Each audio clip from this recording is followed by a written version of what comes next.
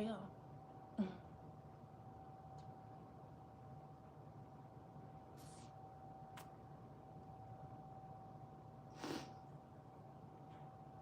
Oh, thank you. All right, y'all. So, is it time? No, it's not time yet. But happy early Valentine's Day. Woo!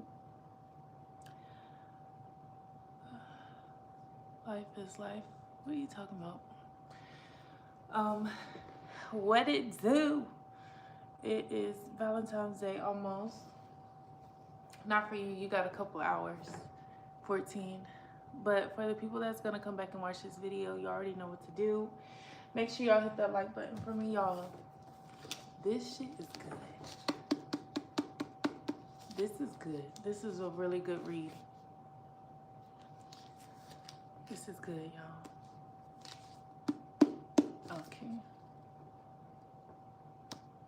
That's really good. I'm about to read a little bit of this and then I'm about to take it in. But yeah, y'all, happy Valentine's Day. I'll see y'all later.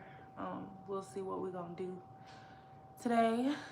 But yeah, y'all, I'm out.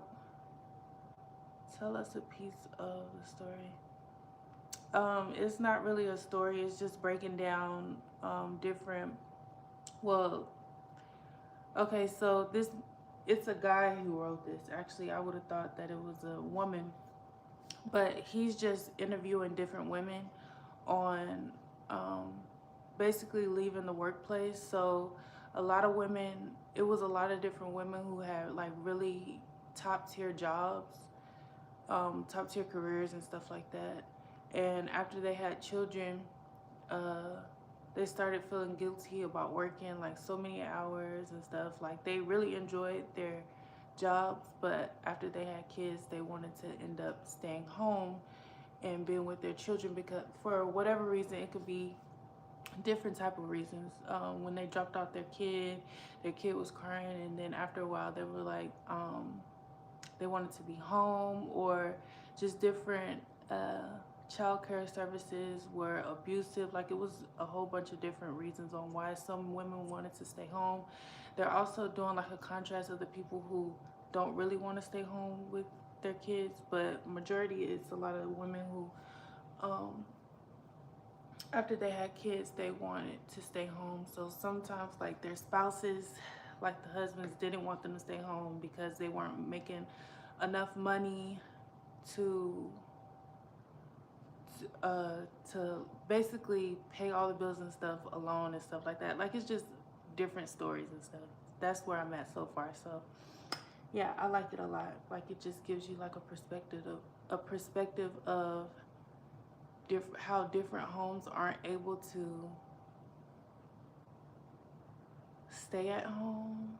And I don't know, it just gives me a big perspective on how I'm able to stay home with my child, because I can't see myself working hours and hours and hours and missing days and just missing shit with my son.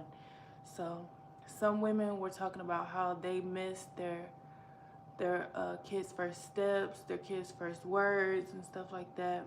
I didn't miss none of that shit. Like I've been there for literally everything. And they just talk about how they miss so much and they wish they could get that time back, but they can't. And how some of their kids are like really, what is it called?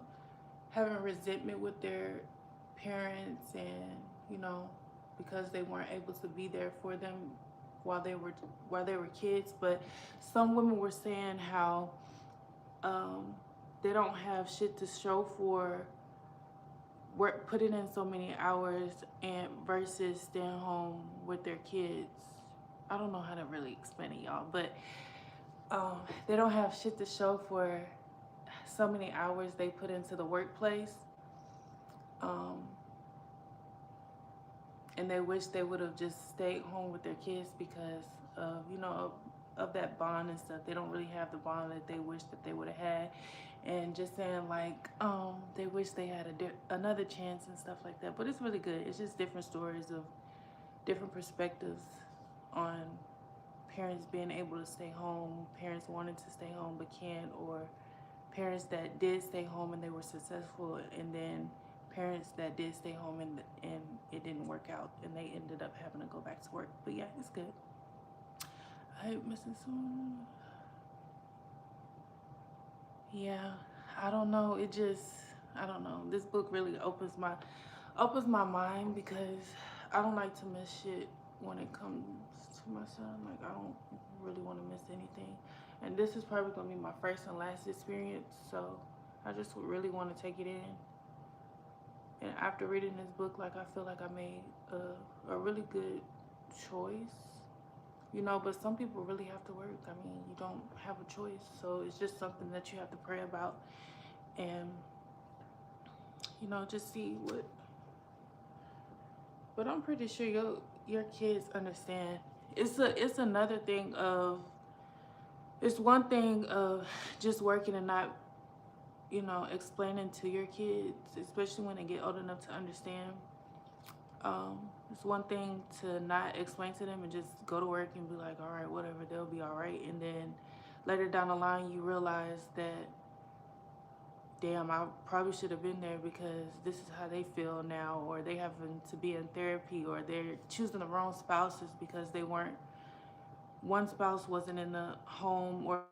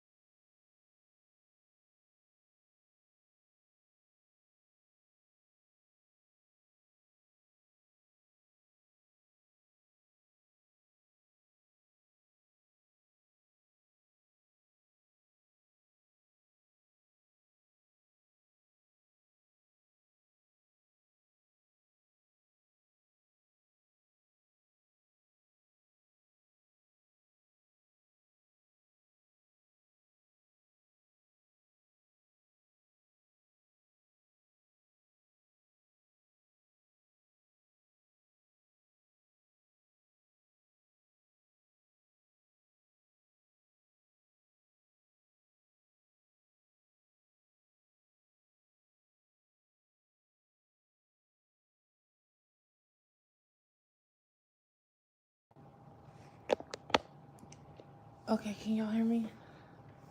Are we good? Are we back?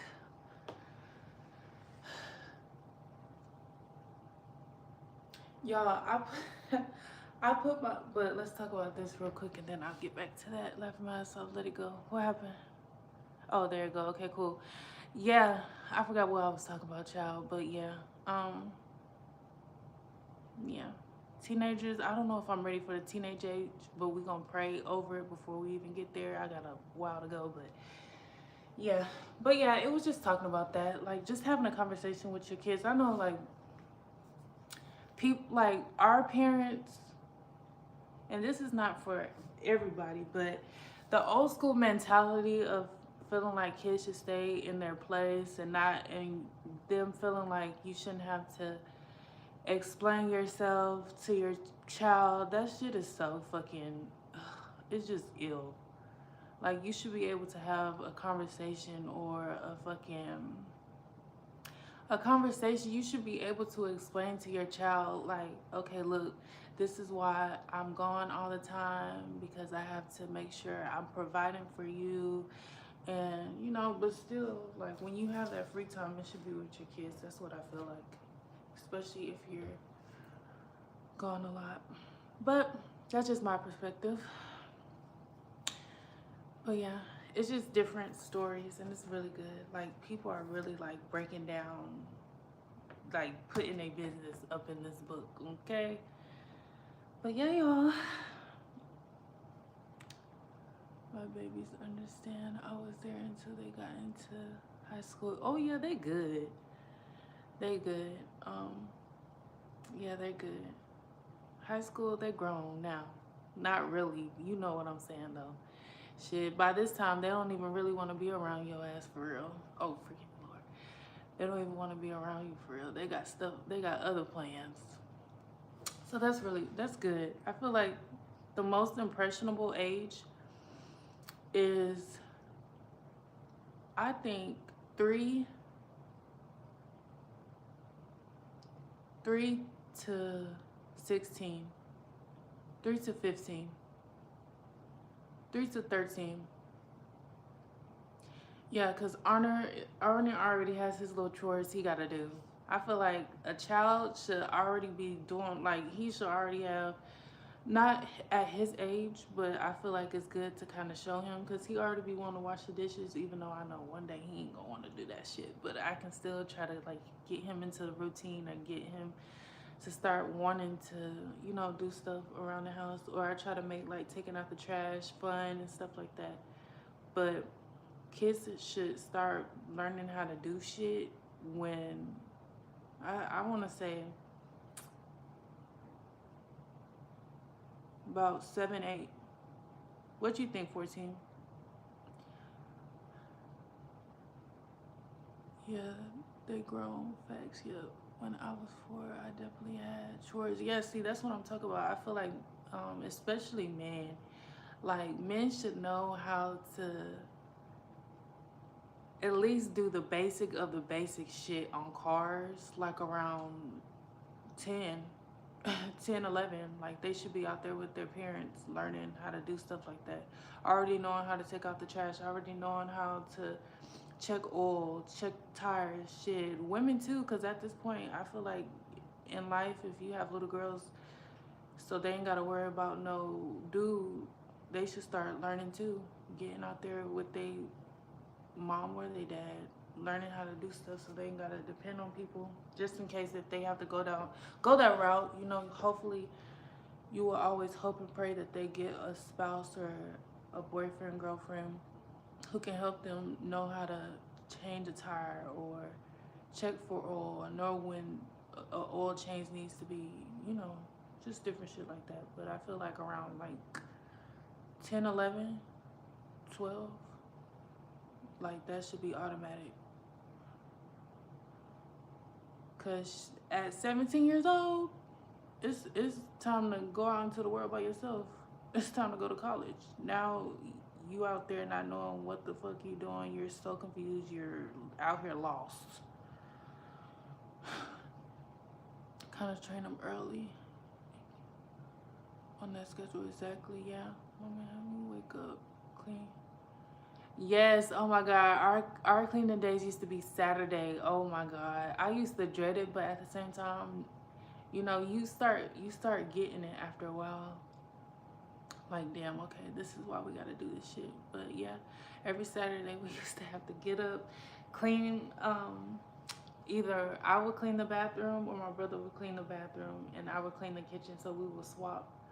But we had to clean the bathroom and clean the kitchen. We never really had well, my brother did sometimes, but my dad, most of the time, he had already did it, like doing the trash. But like the kitchen and the bathroom was our stuff we had to do, and we would like switch.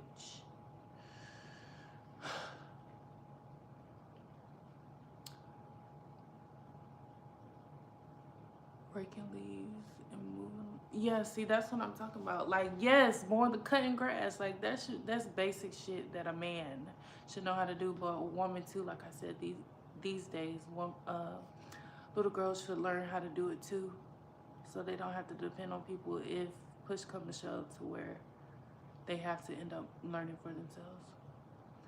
I told we was doing Bruce Land, house carpet. Yeah, exactly. See, so yeah, I feel like eight, eight, eight, yeah, 8, 9, 10 is when people need. Kids should start learning that shit. Like, it's crazy how kids don't know basic shit. In my opinion, it's very weird. But thank you for talking to me, 14. Let's see, we got a little bit of likes tonight. Look at my background. Can you see the fire? Can you see is the fire moving? Is the fireplace moving? And like my candles and stuff? I be wanting to know because in my other ones that I had, it had fireworks, but I don't know if y'all can see that moving or not. I hated it as a kid, but now I appreciate they taught us. Yes, see? See, I'm very grateful that I know how to check, um, like as far as like my tires and my oil. That's what I'm good at. Oh, and I know how to cook some grass. Okay. I know the basic of the basic shit. What was I finna say? Oh, and kids not knowing when their tires need to be recycled or when they need new tires. That's a basic thing. Like, that's a basic thing that needs to be taught on knowing a good tire from a tire that's it's time for it to go. No bald tires. Yes, see? Okay, see, I taught myself that when I first got my first car. When I got my first car, I taught myself that. But I feel like, that should be one of the things that is taught for sure. Oh, you can't see it moving? Oh, okay. Yeah, because as I'm looking at it on the screen right here, it looked like it's just steady. Yes.